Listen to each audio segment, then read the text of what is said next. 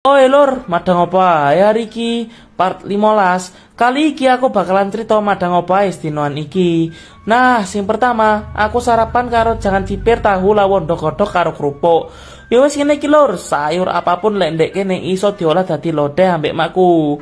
Ora tau ora enak mesti enak. Auto telap-telap pas awane peh-peh lah kok udan to marai luwe ae. Paling enak udan-udan ngene iki mangan karo mie. Sik tak delok stok miku. Wah, sik enek mie lemon ilo rasa rendang padang lur. Gas wis dimasak. Mine warna ijo digawe teko Saripati Bayam lur. Mie sehat tenan iki. Halu amboe sedepel ala-ala rendang padang nemen lho. Sambi tak aduk-aduk, bojoku gorengne aku ndok ceplok karo nugget.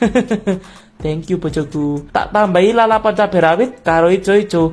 Wes gas sikat. Suapan pertama payah perfect lho. Udan-udan mangan iki jan jos tenan kok. Rasa rendangnya medok nemen lur. Mantep pol. Gak iso madeg nyeruput.